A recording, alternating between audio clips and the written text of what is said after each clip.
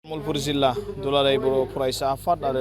तामुलपुर जिल्ला बर' थुनलाइ आफाद लोगोसे तामुलपुर जिल्ला बर' गुदि फोरोंगिरि गौथुम बिथांमोना खौसेयै एलिमेन्टारि लेभेलनि गासैबो फोरोंगिरि जिल्लानि सिङाव थानाय फोरोंगिरिफोरखौ लाना मोनसे सावरायनाय हाबाफारि लादों आरो बियो खोब मोनसे मोजां मोनसे हाबाफारि मानोना जोंनि फरायसाफ्रा बा जोंनि इयुना बे फाउन्डेसन लेभेलनिफ्रायनो बा एलिमेन्टारिनिफ्रायनो जागायो आरो बे एलिमेन्टारि लेभेलाव फैनाय साफ्रोमबो फोरोंगिरिफ्रा दिनै बाहागो लानानै तामुलपुर जिल्लानि सोलोंथाइनि बिथिंखौ साबसिनै आरो मोजांसिनै खालामनो थाखाय बिथांमोना बयबो ओंखारबोदों सावरायबोदों बेयाव जों गोजोननाय मोनदों आरो दुलाराय बर' फरायसा आफादनिफ्राय जोङो जेब्लाबो जोङो गुन गोनां सोलोंथाइनि जि जांख्रिखांनाय हाबाफारि जों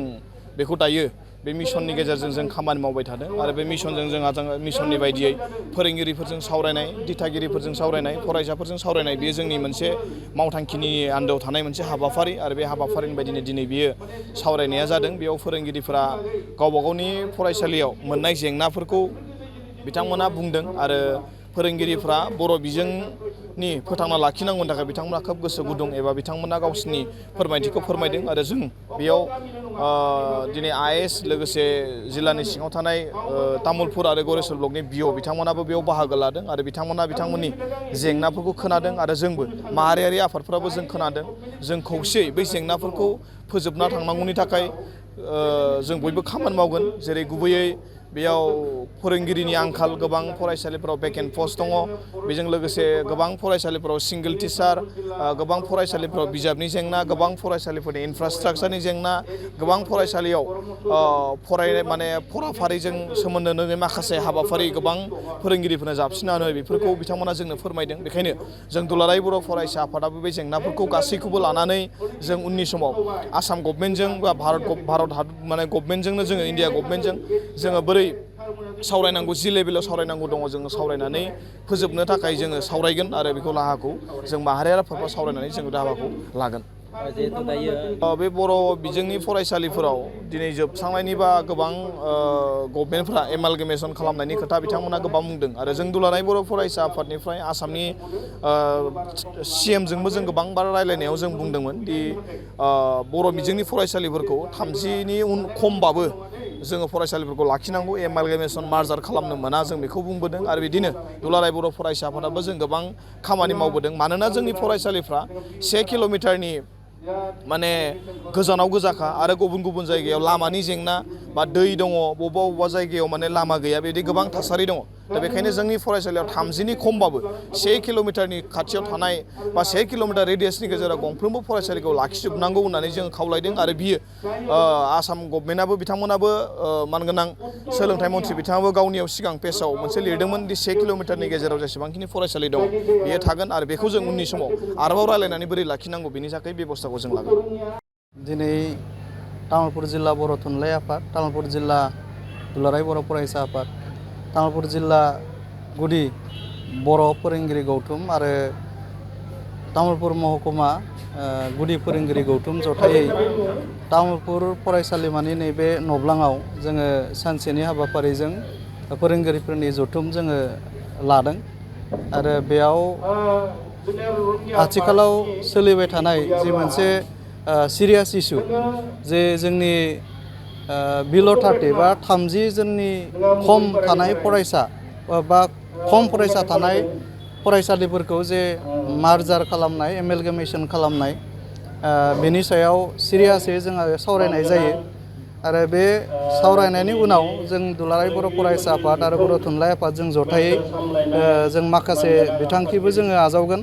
जोङो दिनै नायदों जे तामुलपुर जिल्लायाव जोंहा 2 बिअ दङ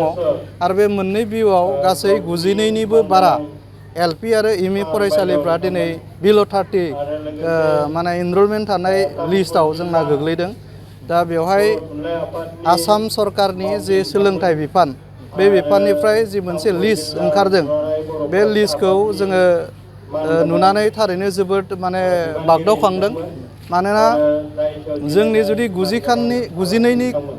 बारा जुदि फरायसालिफ्रा जोंहा बायोबा जोंनि ओनसोलाव जि सोलोंथाइनि जि मोनसे थासारि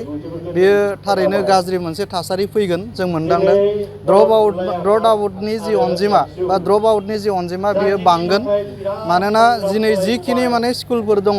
फ्राय गासैबो स्कुलानो जोंनिया माने निट बेसावसो दङ, जों बेखौ जों नुखादों। आरो गोनांथार जानायनि थाखायनो जोङो नुदों जे मोनसे समाव जोंनि आबै आबौमोना